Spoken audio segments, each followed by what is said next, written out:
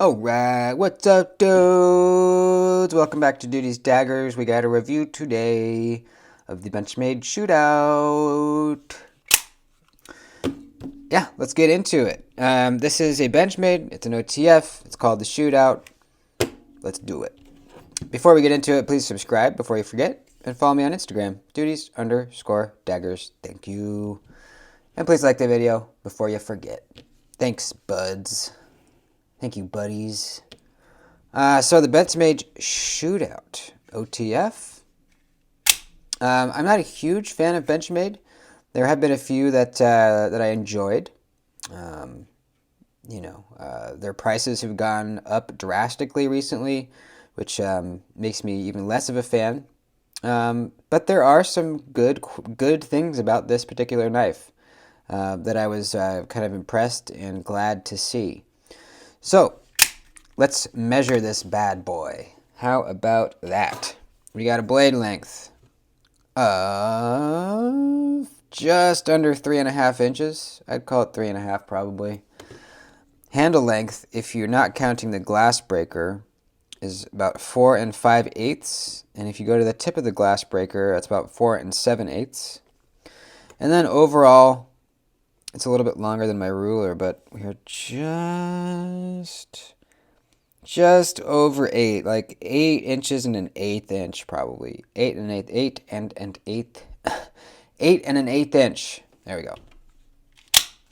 So not small, not massive. I think this is a good EDC size for sure. Actually, let me get out my other OTF here for comparison. I only have one other OTF right now. It's the Lightning OTF, the cheapie. You know, this is $35. So we can see in comparison with that one. If you happen to have a Lightning OTF, pretty similar. In fact, not counting the glass breaker, we're looks to be almost exactly the same size. Shootout might be slightly longer. Let's throw up a few other knives for comparison. We'll do some random ones today. How about the Artisan Ariane? There you go. Kaiser Drop Bear. There you go. How about? Well, yeah. Let's do the little Spyderco McBee. Why not? You know. And let's do the CJRB, CJRB Pyrite. There you go. And yeah, that should do it. Let us measure the thickness behind the edge, because that is something that this knife excels at. Typically, OTFs, at least the ones that I've experienced, have been not very good slicers, you know? The blades are usually a bit thinner and a bit beefier. Particularly the Microtech Ultratech, kind of their flagship model from Microtech. The Ultratech is not great at breaking down cardboard. Really not great. So they did good with this. It's thin blade stock, and it's thin behind the edge. Let's see what we got. Oh yeah, for frame of reference, the Baby Banter is around 16 thousandths behind the edge. And then the opposite end of the spectrum with the Benchmade Griptilian around 28 thousandths behind the edge. That is on the much thicker side. So VV Elementum, 20 thousandths. Spyderco Paramilitary 2, around 22 thousandths. And the Ontario Rat 2, 24 thousandths. So let's see where we're at. Back here, just in front of the sharpening choil, we are looking at 14 thousandths. Impressive. Toward the middle, we've got 13 thousandths. Wowza. And then up here, it's going to be thicker at the Tonto edge here. We go up to 28 thousandths. So that is excellent, dude. That is excellent, man. You know, that's what a tanto should be. It's supposed to have a thick tip for piercing tasks and a thin primary edge back here for slicing. And this is very thin. This is thinner than the Civivi Baby Banter. So that's really, really impressive. They did a very good job on this blade. You gotta hand it to them. The blade is in CPM crew wear as well, so it's going to be very tough. And it's coated. It's PVD coated. I believe it's PVD. The same coating that you see on the Mini Adamas, because crew wear, I guess, is not the most corrosion resistant. They coat them. I think the coating looks good. It kind of matches the switch. So, blade, excellent. I think it looks good too. This is, for me, this is a perfect tanto. It just looks good. It's functional. I think they did an excellent job.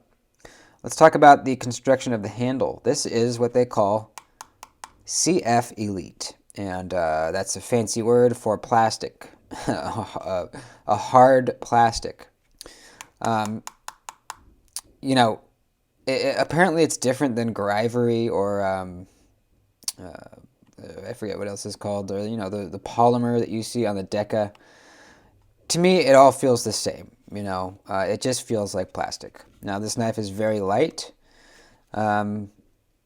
which is kind of a selling point for it if you like very lightweight knives. Personally, I do not. I do not like super lightweight knives because they usually have plastic handles, and I hate plastic handles. Absolutely drives me insane. I will not carry a knife if it has plastic handles. I refuse. The Hogue Deca, let me grab it out really quick. The Hogue Deca came with polymer scales, and I didn't carry it until I was able to put these aluminum scales on from OG Goat. Now I like the knife. I actually like it now that I have gotten rid of those plastic handles. It's a great knife. You're not going to be able to do this on this knife. They do not make replacement scales here because they're not really scales. It's the whole chassis of the knife. So that to me is a major downside. I do not like this. Now, if you imagine that this is aluminum now, this would be really cool. I love this pattern right here. We got it like almost a grip tape, kind of grippy, almost bolster area up here, which really doesn't help too much in this grip. But if you're handling it or holding it like this in kind of a pinch grip, absolutely would really be nice. I guess you'd probably be holding it like this if you were doing some utility cuts, you know, chopping something, slicing something. I like it. I actually like it. It's grippy, not too grippy, you know. I like it. You know, if this was aluminum, that'd be sweet, dude. You got a little bit of jimping all around. I really like it. Now, the clip, I think, is excellent. This is one of my favorite clips from Benchmade. It's the same one on the Mini Adamas, and I think it works excellent. I think it works excellent. Love it. No complaints there. We got a glass breaker on the back, which is kind of a typical thing for OTFs. Not sure why, but it's there. It doesn't get in the way, so whatever. It's a reversible clip, so that's nice. This is a completely ambidextrous knife. And the switch, I can't tell what the switch is made out of. It doesn't seem to be... Let's see, is it steel? There's no way. No, it's not steel. It's either aluminum or plastic. I can't really tell. Regardless, when you go to switch, you know, actuate the switch, you hear this kind of gross plastic on plastic rubbing sound. I'm going to put it next to the mic so you can hear it. I don't like that sound.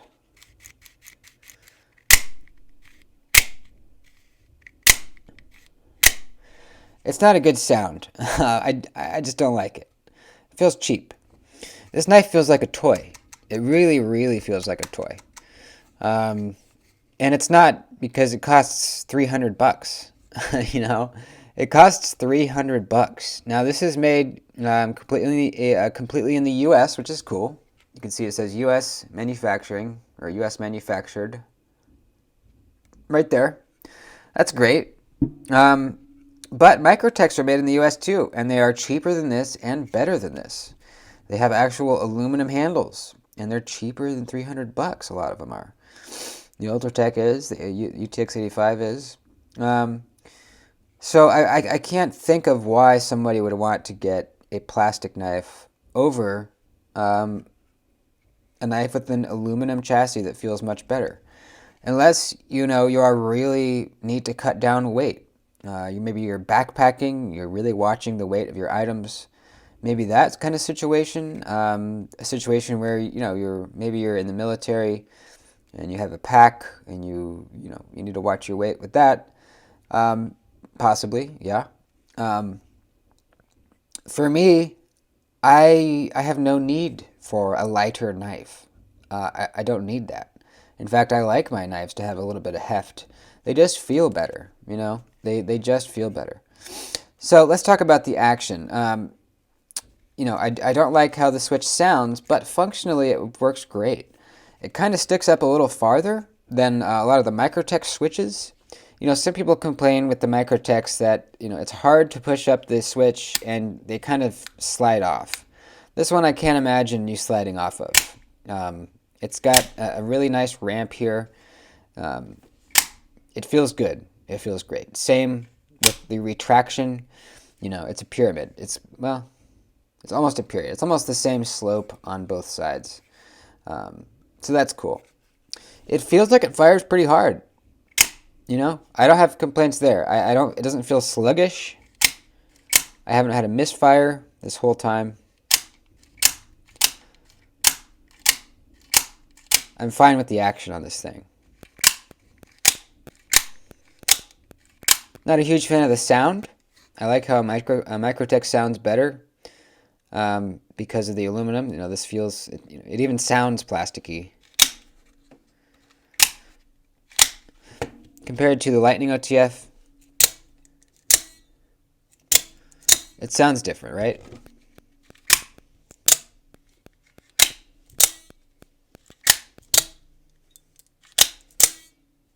Sounds different. This is much heavier. The Lightning OTF is much heavier, and it feels better. It feels more substantial in your hand. But as far as the power, it's fine. It's fine. The blade play. Now, all OTFs have a bit of blade play, except for the Hawk deadlocks, which are crazy expensive. All OTFs have a bit of blade play. Microtech, Axial, Hogue, Benchmade. All the OTFs have a bit of blade play. But this one is significant. Significant. I've never felt this much blade play in an OTF. And granted, I haven't handled that many. I've handled a Microtech Ultratech, a Microtech UTX 85, a Mini Trudon, and this Lightning OTF. So not a whole lot, but this has more blade play than all of those. It's quite a bit. And, that's not probably, it doesn't mean it's weak necessarily. It does not mean that this is weak and it's going to fail when you're cutting. But it's not reassuring. It doesn't make you feel like, okay, awesome. This is a very sturdy knife that can handle anything. It doesn't put that reassurance into you. And plus, it's just annoying. It's just another contributing factor to the overall cheapness of the overall cheap feel of the knife, having this significant blade play. I'm trying to think of a way that I can easily show you guys. I'm not sure if you're really able to tell, but it's a lot. There's even more. Well, is it about the same? Yeah, the Lightning's pretty bad too, but actually the Lightning has a little bit less. So that sucks. That sucks. Now, aesthetically, if I take, the fact that it's plastic, the fact that it has a lot of blade play, if I take all that out of it and I just look at the knife, I think it looks badass. I actually love the aesthetic of this knife. I think a lot of OTFs, in my opinion, look weird. They look like the handles are way too big for the blades. You know, the Hawk Deadlock is one of them. You know, everyone rants and raves about them, and I'm sure they're, you know, excellently built with, you know, no blade play is sweet. They look weird to me. The handle to blade ratio is just too off for me to really enjoy it. It just bugs me, and that's just me. You know, some people may not care. This though, I think this is a great blade to handle relationship here. It looks good. The blade is a bit wider than a lot of OTFs. The handle is not symmetrical. You know, it's almost shaped like just a regular knife handle, not like an OTF would. You know, a lot of OTF handles are pretty much symmetrical. You know, they're rectangles. This one has, you know, a finger groove here. You know, it kind of comes down back at the butt like a regular knife handle would. And I like it. It looks great, and it feels great too. It's a very ergonomic handle. Very, very ergonomic. So that's great, you know. And it kind of sucks because I wish this was made out of aluminum, because I might actually buy one. I love how it looks, you know. If this was aluminum with less blade play, hell yeah, dude. It looks awesome. It just looks awesome. So it's unfortunate, you know. And at first, you know, But by the way, this is a pass around to some reviewers from Benchmade. I didn't buy this.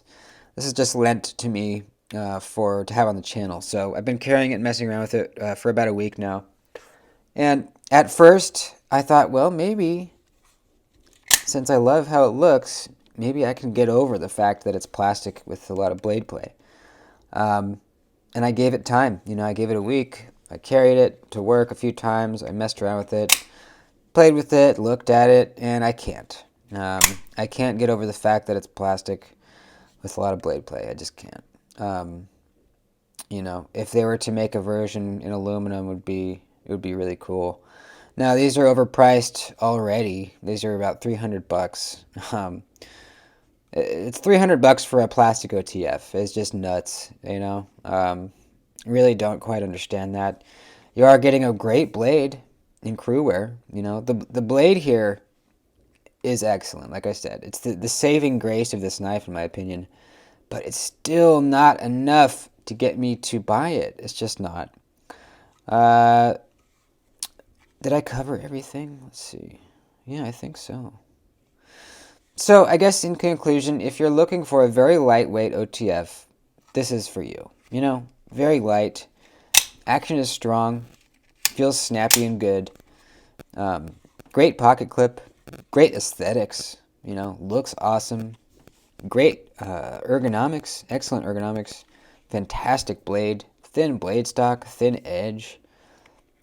Perfect Tonto blade shape. Crew wear. But feels like a toy. Plastic handle. Mega blade play. So there you go. That's the knife, and that's not me throwing any bias into this.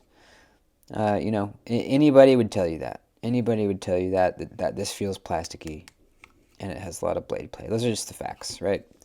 But if that doesn't bother you, go for it. You know, like I said, you're getting a good-looking knife. I just wish it was not so plasticky. So there we go. Hope you guys enjoyed the review. Please don't forget to like the video before you head out. And yeah, I love you guys. Thanks for hanging out with me today. Peace and love. See you in the next one. Adios.